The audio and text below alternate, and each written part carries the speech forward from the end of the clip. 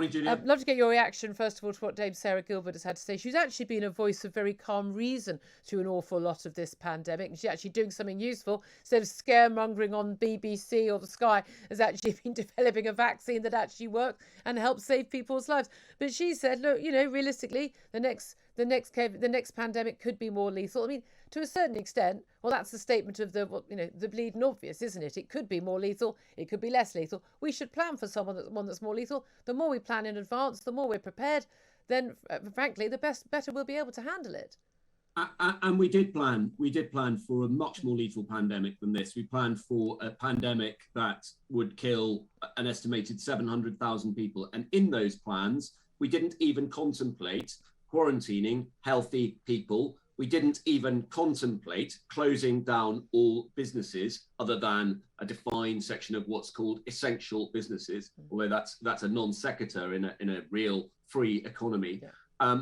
And we didn't even contemplate preventing assembly, preventing religious services and so on. Yeah. Because as that pandemic plan said, our pandemic plans going back to the 1990s, revised in the 2000s after SARS, which is a coronavirus, and the WHO pandemic plan in October 2019, just October 2019, they said that those measures are unlikely to work, and the evidence suggests that they didn't work. And not only unlikely to work, they will also have massive extra costs. And the few countries that have published their cost-benefit analysis of lockdowns, Denmark, finally, government basically apologised, saying we knew in advance, we did cost-benefit analysis, we knew in advance it was going to actually be much more costly than the benefits it would reap, and we did it anyway, and they vowed not to do it again. We'll see whether they stick by that. But this is the thing.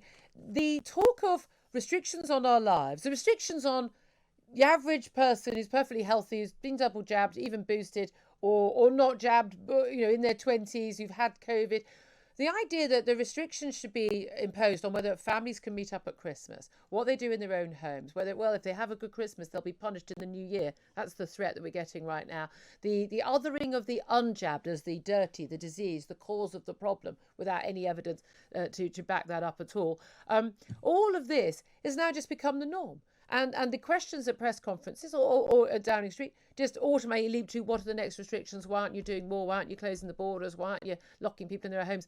The fact that this has, within the space of 21 months, become just part of how we deal with disease, frankly, frightens the living daylights out of me, Francis.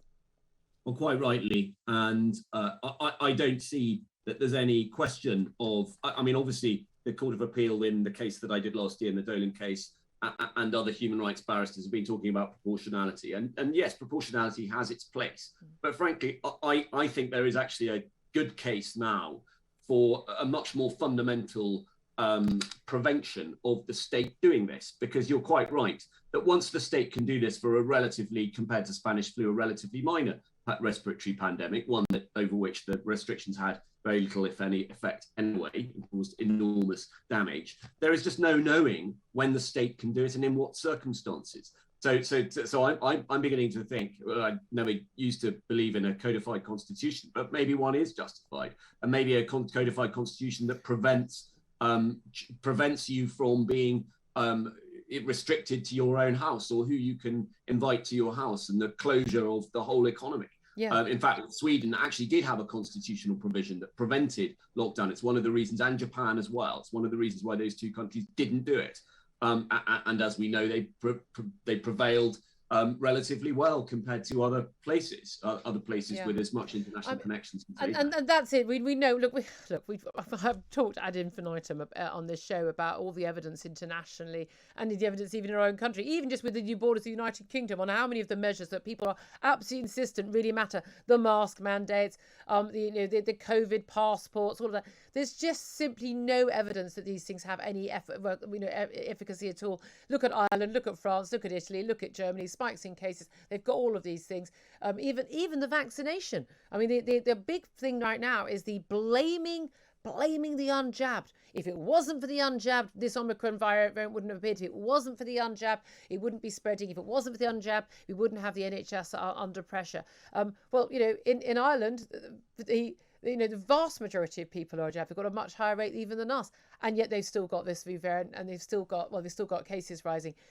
There is this desire to come up with doing something, even though it doesn't do anything, but it's just doing something so we can have the appearance of control. But also this urge to blame a group of people for the health choices they've made, even if, I disagree with those health choices, but I absolutely support the right of people to make the wrong decision about their own bodies, because that's what freedom is. If nothing else, that is what freedom is.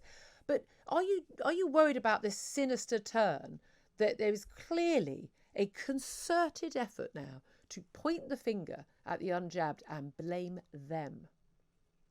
Yes, that's a form of othering, and that obviously is dangerous, given the fundamental right to bodily autonomy, and the progression that we've made in our society since we did have mandatory vaccination in the 19th century, which didn't work. It didn't work in Leicester, for example, when it was imposed.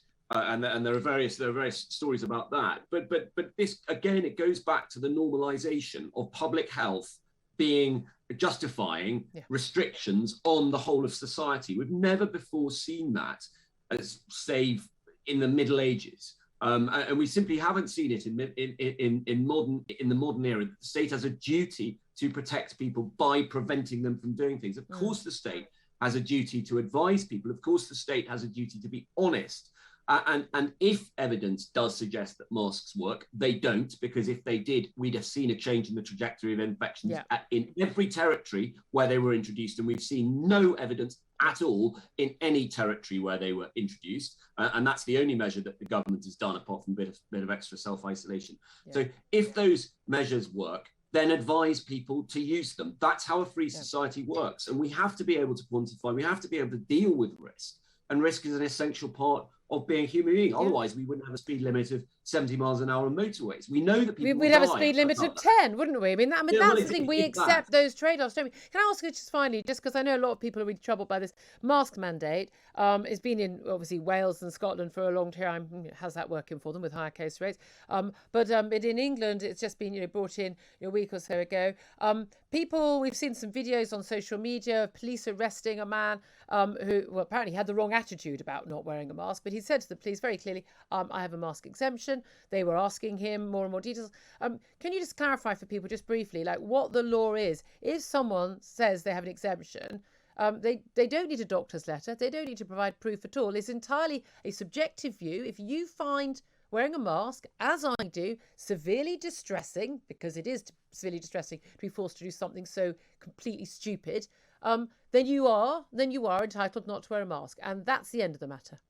Well, first of all, so far as shops and non-regulated people are concerned, questioning somebody who says that they have an exemption when they have no reason to believe that they don't is potentially a discriminatory act, because they could be disabled and they could have a reason that's connected to their disability. And so they could be discriminating against them. The police do have the right to inquire and do have the right to check whether they have reasonable suspicion if there's been an offence. But if somebody, again, tells the police, I have an exemption, they do not have reasonable suspicion that that person is lying. We do not live in a state, or we thought we didn't live in a police state where the police assume that the public is lying to them and assume that they have the right to interrogate them in their most personal details in a public place. They do not have that right. Absolutely. Police officers do not have a reasonable suspicion that somebody is committing an offence if they say that they are exempt. Because if they say they are exempt, the police officers should believe them unless they have good reason to disbelieve them. Absolutely. Francis Hoar, really good to get that advice. Thank you, Public Law Barrister